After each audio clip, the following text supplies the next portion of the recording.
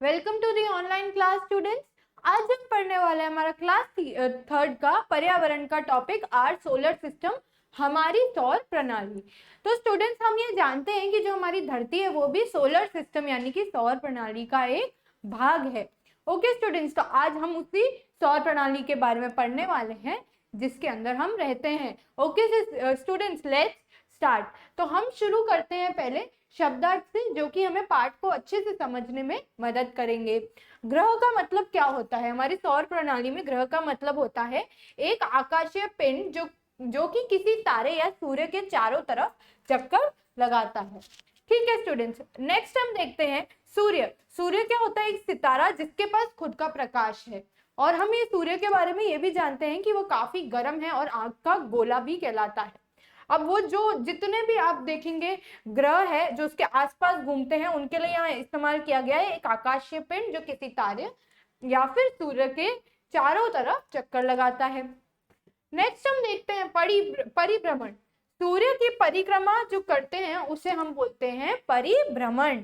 आवर्तन, आवर्तन होता है अपनी दूरी पर ही घूमना। ठीक है, तो स्टूडेंट्स हमने क्या देखा? ग्रह क्या होता है, सूर्य, और परिभ्रमण और आवर्तन क्या होता है। ओके स्टूडेंट्स, तो अब हम शुरू करते हैं। हमारे पास इस चैप्टर में क्या है, इसे पढ़ना शुरू करते हैं। चैप्टर से पहले दी है हमको एक किसकी पिक्चर? हमारे सौर प्रणाली की जो है चित्र दिया गया है। ऊपर दिए गए चित्र को देखो, तुम्हें केंद्र में एक विशाल पिंड दिखाई देगा, यह हमारा सूर्य है। तो हमारे पास जो चित्र है आपकी किताबों में, इसमें जो हमारे पास बीच में जो एक बड़ा सा गोला है दिखाई दे रहा है, वो विशाल सा पिंड क्या है? वह सूर्य है। उसके आसपास क्या? उसके आसपास सारे ग्रह चक्कर लगाते हैं। इसके चारों तरफ जो है वह चक्कर लगाते हैं। इसके चारों तरफ चक्कर लगाने वाले ग्रहों की गिनती कीजिए। अब हम यहाँ गिनती करेंगे तो हमें पता चलेगा यहाँ 9 ग्रह हैं। ये 9 है। इनके नाम निम्नलिखित हैं। इनके नाम अब अगर हम यहाँ देखें, नाम क्या क्या है? बुध, शुक्र। हमें यहाँ एक क्रम में नाम बताए गए हैं। पहले आता है बुध, फिर शुक्र, तीसरे नंबर पे है पृथ्वी, चौथे नंबर पे है मंगल, पांचवें पे है बृहस्पति, छठे पे है शनि, सातवें पे है यूरेनस, आठवें पे नेपट्यून और 9वें पे है हमारा प्लूटो या फिर यम जिसे हम बोलते हैं। तो स्टूडेंट्स, ये जो नाम है हमारे क्रम में दिए गए हैं सारे ग्रहों के, इनको हम एक बार वापस से पढ़ लेते हैं। बुध, शुक्र, पृथ्वी, मंगल, बृहस्पति, शनि, यूरेनस, नेपट्यून और प्लूटो। ठीक है स्टूडेंट्स, हमने क्या 8 के 9 के नाम पढ़ लिए। अब हम देखते हैं आगे इनमें क्या चेंजेस हुए हैं। जो हमारे पास यहाँ 9 दिए गए हैं, इनमें हमने क्या चेंजेस किए हैं। अब क्या है? अब 8 की संख्या कर दी गई है। नोट, ग्रहों की संख्या अब 8 कर दी गई है। प्लूटो को, जो हमारा प्लूटो है नवमा यम, उसको अब ग्रहों में नहीं गिना जाता। उसको ग्रहों की श्रेणी से बाहर कर दिया गया, उसको तारे में अब गिना जाता है। ठीक है स्टूडेंट्स, हमने क्या देखा? हमारे पास 9 ग्रह थे। ठीक है, इसके बाद हमने देखा इसको 8 कर दिया गया और किसे निकाल दिया गया है ग्रहों की श्रेणी से? प्लूटो को, क्योंकि वह एक तारा है। ओके, तो हमने 9 जो है हमारे ग्रहों के नाम पढ़े जो सूर्य के आसपास चक्कर लगाते हैं। नेक्स्ट हम देखते हैं नक्षत्र और ग्रह। नक्षत्र और ग्रह के बारे में पढ़ते हैं। सूर्य क्या है? एक नक्षत्र होता है। नक्षत्र क्या होता है हम ये जानते हैं। नक्षत्र एक आकाशीय पिंड है जिसका अपना प्रकार होता है, अपना प्रकाश होता है। अब हम देखेंगे नक्षत्र क्या होता है। नक्षत्र वो होता है जो खुद का प्रकाश जिसके पास होता है। ये तो हो गया हमारा नक्षत्र। अगर हमें बताना हो कि नक्षत्र क्या होता है, तो ऐसा कोई बड़ा सा पिंड जिसके पास खुद का प्रकाश होता है उसे हम क्या बोलते हैं? नक्षत्र बोलते हैं। सूर्य क्या है स्टूडेंट्स? जो हमारा सूरज है वह एक नक्षत्र है। अब हम आगे देखते हैं, लेकिन ग्रहों के पास अपना खुद का प्रकाश नहीं होता। ठीक है, नक्षत्र और ग्रह के बीच का अंतर हम देख रहे हैं। ग्रहों के पास खुद का प्रकाश नहीं होता। ग्रह नक्षत्रों के चारों तरफ चक्कर लगाते हैं। हमने पहले भी पढ़ा, जो हमारे पास पहले यहाँ दिया गया है, सूर्य के चारों तरफ ये सारे जो है ये चक्कर लगाते हैं, जिनकी संख्या 8 कर दी गई है। 8 ग्रह जो है सूर्य के चारों ओर चक्कर लगाते हैं। ओके स्टूडेंट्स, हमने क्या देखा? नक्षत्र और ग्रह के बीच का अंतर देखा। अब हम नेक्स्ट देखते हैं परिभ्रमण और घूर्णन। अब हम देखेंगे यहाँ पे हमारी पृथ्वी सूर्य का एक ग्रह है। सूर्य के चारों तरफ जो ग्रह चक्कर लगाते हैं उनमें से एक ग्रह है हमारी पृथ्वी। यह सूर्य के चारों तरफ चक्कर लगाती है। यह सूर्य की परिक्रमा 365 पे 1/4 दिन में लगाती है। हम देखते हैं कि कितने दिन में, 365 दिन। हम क्या बोलते हैं, एक साल में कितने दिन होते हैं, 365 दिन। तो उधर यही बताया गया है, ये सूर्य की परिक्रमा कितने दिनों में धरती कितने दिनों में लगाती है। जैसे लट्टू अपनी दूरी पर घूमता है, ठीक है, अपनी ही जगह पर घूमते घूमते वो पूरी जगह घूम लेता है, वैसे ही बता रहे, वैसे ही पृथ्वी भी अपनी दूरी पर घूमती है। ठीक है, परिक्रमा की बात कर रहे हैं, वो कैसे घूमती है उसके बारे में बताया जा रहा है। यह घूमन लगभग 24 घंटे में पूरा होता है। एक बार घूमने का जो चक्कर है वो कितनी देर में पूरा होता है, 24 घंटे में पूरा होता है। पृथ्वी के इस लगातार घूर्णन के कारण दिन और रात बनते हैं। अब हमें यहाँ बताया जा रहा है कि दिन और रात कैसे होते हैं। जो जो सूरज की जो साइड है, यहाँ पे हम एक बार देख लेते हैं।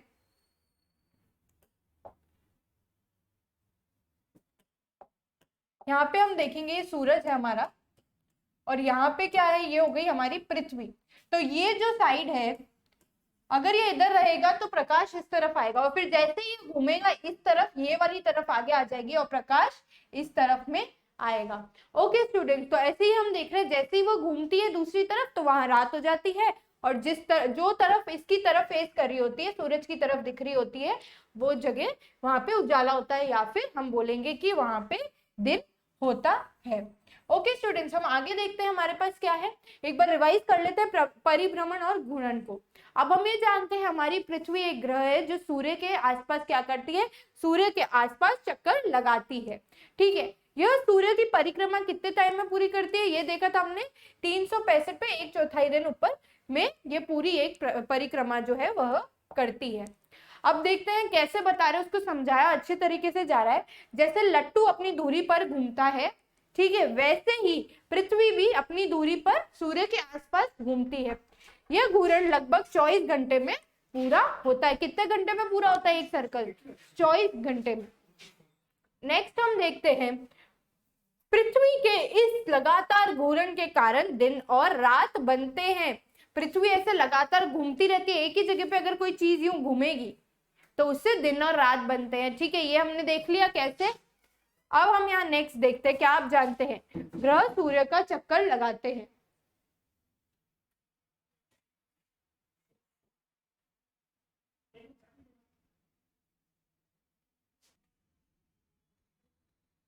ग्रहों के कुछ प्राकृतिक उपग्रह है जो ग्रहों के चारों तरफ घूमते हैं। अब हम ये क्या पढ़ रहे हैं, पहले हमने पढ़ा ग्रह सूर्य के चक्कर लगाते हैं, लेकिन ग्रहों के भी प्राकृतिक उपग्रह है।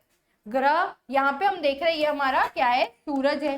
ठीक है, यहाँ पे हम एक बार इसको समझ लेते हैं कि यहाँ क्या दिया गया है। ओके स्टूडेंट्स, तो हम यहाँ देखते हैं, ये हो गया हमारा सूरज हो गया। ठीक है, अब हमें यहाँ सूरज दिया गया है। अब हम यहाँ देखते हैं हमारे पास क्या है, 1 2 3 4 5 6 7 और 8, ऐसे 8 ग्रह है। अब हम ले लेते हैं एक ग्रह की बात। ये तो 8 इसके आसपास घूम ही रहे, लेकिन हर एक ग्रह के भी कुछ उपग्रह होते हैं जो उनके आसपास ऐसे चक्कर लगाते हैं। किसी के पास 1, किसी के पास 2, ऐसे काफी सारे उपग्रह होते हैं। ओके, तो अब हम एक बार वापस देख लेते हैं, हमने क्या पढ़ा, ग्रह सूर्य के चक्कर लगाते हैं। ग्रहों के कुछ प्राकृतिक उपग्रह भी है जो ग्रहों के चारों तरफ घूमते हैं। अब हम नेक्स्ट देखते हैं हमारे पास क्या है, चंद्रमा पृथ्वी का प्राकृतिक उपग्रह है। क्या देख रहे हैं हम, क्या है, चंद्रमा पृथ्वी का प्राकृतिक उपग्रह है। पृथ्वी का प्राकृतिक उपग्रह, अगर हमसे ये पूछा जाए पृथ्वी का प्राकृतिक उपग्रह कौन सा है, तो हमें क्या बताना है स्टूडेंट्स, पृथ्वी का प्राकृतिक उपग्रह कौन सा है। चंद्रमा जो है पृथ्वी का प्राकृतिक उपग्रह है।